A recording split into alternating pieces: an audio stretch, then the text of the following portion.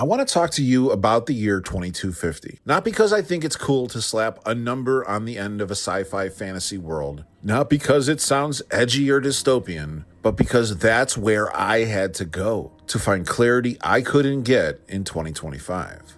Let me explain.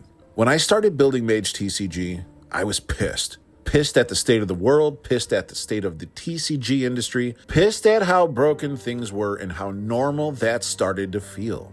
And the more I tried to speak from where I was, as a divorced dad, a creator, a founder, a human just trying to do something effing good, the less people listened. Because in this timeline, nobody trusts the present. We've been lied to, sold to, burned out, drowned in content, and force-fed opinions by people who barely even believe their own. So I did something radical. I stopped talking like a man and I started speaking like a myth. That's where Elder Mage was born. A war-scarred wizard from the year 2250, the last of the truth-tellers, sent backwards in time to rewrite history before it collapses for good. He's me, but bigger, older, stronger, more tired, more clear, less apologetic, and more loving. And maybe that sounds dramatic, but when you're trying to speak to people who are exhausted, heartbroken, and watching the world crack in real time, you better come with mythic energy. You better give them a voice that feels ancient but human, wounded but grounded, fictional but honest as hell. So why 2250? Because I needed to pick a year just far enough ahead that it could be terrifying but still plausible. A year where we'd either gotten our shit together or gone extinct.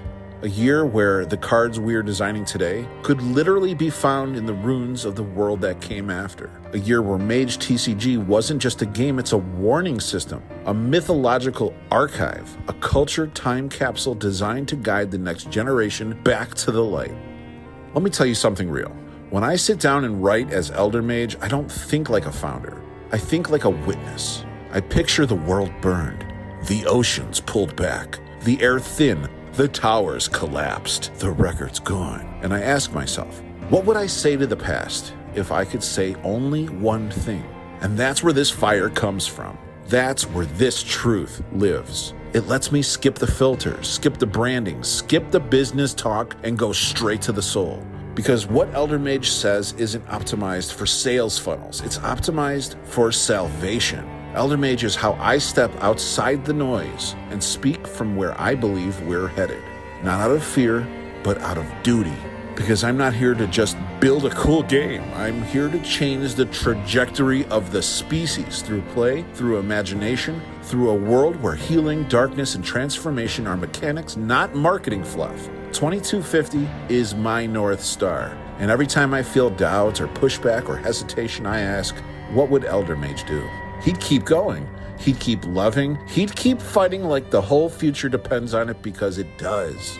Next time, I'm turning the spotlight on the real world again. We're going to talk about local game shops, the ones who used to believe in magic and community, but now stand frozen in fear, pride, or survival mode. We're going to confront the resistance head on with love, with truth, and maybe with just enough fire to melt the ice. Until then, start living like you're already in 2250 and ask yourself, what legacy are you leaving behind?